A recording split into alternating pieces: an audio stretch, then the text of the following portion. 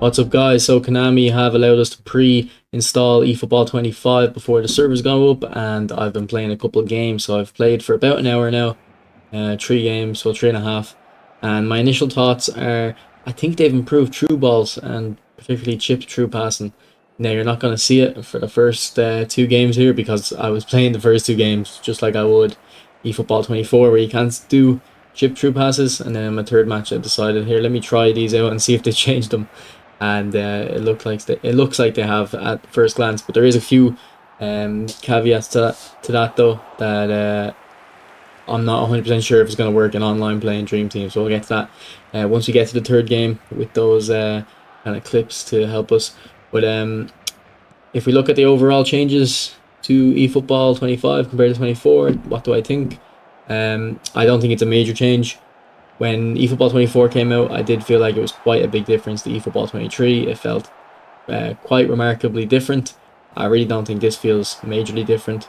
There is a few new animations, particularly for true passing. They're the ones I mostly noticed.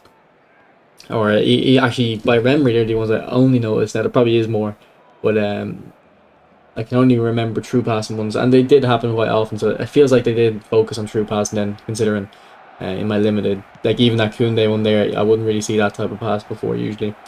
But yeah, if they're adding new animations to true passing, it kind of does indicate it might be a bit of a focus, or has been a bit of a focus for them. But anything else? The finesse dribbling, I don't like it.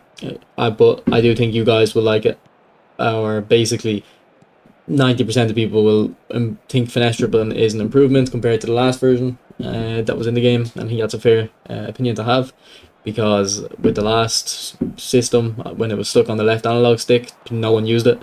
So I do think having it on a button will make more people use it, hopefully, and I can see why Konami had done it. But I do think it is less effective, and it doesn't feel as fluid as the old system. Now, I have to clarify, I literally broke my DualSense Edge about an hour before playing here. I'm on a normal controller again, but I did try to do drag back dribbling with the left stick, and I couldn't do it. But you don't need the DualSense Edge to do that. I could always do the drag back dribbling with DualSense Edge in like training ground. It's in the games.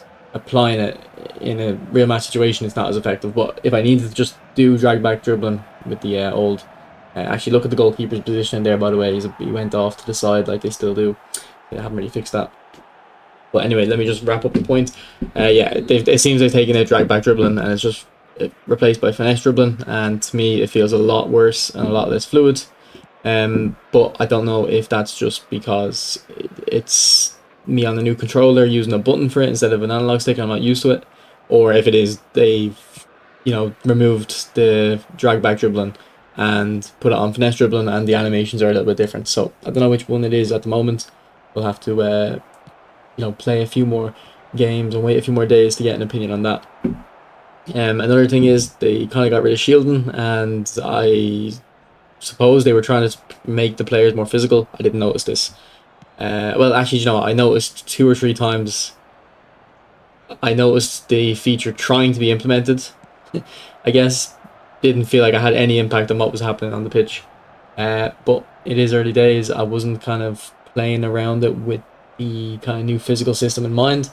And I tried to shield, I couldn't shield. But I didn't really see too much about the physical aspect of the game. The thing I noticed is I felt like matchup was a lot weaker, but again, I don't know if it's the controller or if I'm playing against the AI and there's something different about that, or more importantly, my player stats aren't as high here with the authentic teams as they would be on Dream Team. So on Dream Team, all your defenders are going to have 90 plus on the defensive stats, so if your whole matchup should, in theory, feel a lot stronger compared to this version. So that's probably one of my theories. And there's also something I feel that, while I have said true passing has improved, I feel like it might be just a case of the defenders that I'm playing against are just low rated, and the passes that should go through are going through. But when I go into Dream Team, it's not going to be the case there. And that was a little bit of actually some good finesse dribbling from Odegaard, that instance there. So I'm not saying that finesse dribbling is useless. I'm just saying it's not as good as the previous implementation. But for 95, actually 99% of people, it's going to be an improvement because they just didn't use the last system anyway. So if they're going to use this system because it's on the signed to the button, it'll be an improvement for most people.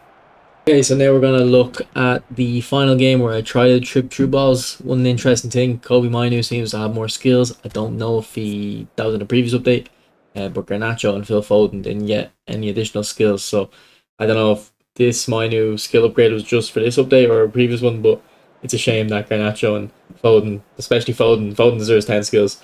But here's Anthony, kind of would be a good player for that type of dribbling. Plays a little through ball onto Bruno. I guess we get onto the end of it. The loose ball, it's fine. That little kind of toe poke pass from Bruno, that's an animation I haven't really seen before. Yeah, I haven't seen that animation before. I've seen similar, but not that exact one. So it's another true pass. So it kind of shows the additional animations there. You can see the AI with Mbappe doing the in the new finesse dribbling. The AI is definitely implementing it more than before. Here's a knock-on shot, goes in back of the net, so knock-on shots are still working like normal. Wouldn't have expected that to be changed really. Anyway, you can see here Casemiro gonna play like kind of an outside the boot ball to Hoyland. Very good pass, a lot of whip on it, good speed on it, so that was good. Although stuff like that did happen in eFootball 24, so I'm not 100% sure. But here's the start of the chip through balls, nice little 1-2. Did work well, not completely out of the ordinary, I don't think, but definitely it is a sign of what I'm talking about. Minu is going to do an early cross one here. I mean, it isn't. Hoyland doesn't get on the end of it, but at least he didn't freeze. Usually they freeze. Here's a switch one. I tried to play to Anthony. Mendes snuffed it out. I don't know if it should have been intercepted or if it's a bit unfair. Here's a switch from Rashford to Anthony. That was a chip through ball, although it probably could have been just a normal lofted pass. And then obviously we're going to hit that sombrero out with Anthony. We're going to hit the stall points. Here's a switch ball again. Gets snuffed out. I don't know. I think maybe you should be able to get over to him. But again, it is Minu, 81 rated. If we had Pirlo or Xabi Alonso or something, maybe it gets out. The problem with eFootball at the moment is if you have those guys, it doesn't still get out to them. So I don't know. Until we get hands on Dream Team as well, we won't know for sure what's going to happen in terms of that. Next clips are when the chip through balls are actually working. So Anthony switches it to Rashford very beautifully. Takes it down. Unfortunately, he goes over, but it wasn't his weak foot. But I thought that was a great example of what I'm talking about, the chip through balls. This one's along the ground. Still gets to Anthony. Now, the problem is I can't actually use shielding there. Usually, I would press shield and keep ahead of Mendes with Anthony. But because shielding's gone now, I don't know. Like, I didn't know what to do. Maybe shielding just isn't working the way it was before. And that's kind of left me confused. If you look at the controller scheme, like shielding isn't there anymore, so I think shielding is gone and it's completely just take your hands off the controller. I did try the hands off the controller thing though, like putting no inputs in, and I didn't really notice the shielding happening. So they're talking about how physical contact's going to be more important and it's going to be a more physical game. I haven't seen it so far. Maybe I'm wrong, maybe I'm misunderstanding it, but that's just my initial impressions. And like I've said before, playing against the AI is a completely different scenario than Dream Team. Even if you play against the AI on Dream Team, it's different. Your players' stats are a lot higher. This is a more authentic, kind of slower gameplay. So if the gameplay looks slower from the clips, I wouldn't assume going into Dream Team is going to be slower. I'd say it's going to be quite fast. Because I think the game actually did, compared to when I usually play exhibition matches with the real teams, this honestly felt quicker. Felt more fluid, which is a good thing, but not a major upgrade on eFootball 24. So I do think, based off what I played, if you didn't like eFootball 24, you're probably not gonna like this. If the only reason you didn't like eFootball 24 though was the AI interceptions, maybe they're gonna get fixed, just because, like I was saying with the passing. But we have to see tomorrow. So I'm gonna be streaming tomorrow. We'll find out. We'll play pretty much all day. I'm gonna be making videos in the morning. Let you know which kind of packs to open and what's the best use of your coins. And then once I'm done those videos, I'm going to be going live here on YouTube. And I've got Red Bull, I've got cans of Coke, I'll be getting pizzas, so I'll be streaming the whole day, hopefully. So hopefully I'll see you then, and then we'll see you in about 12 hours, and we can discuss further what's up with eFootball 25, or just eFootball as they call it now.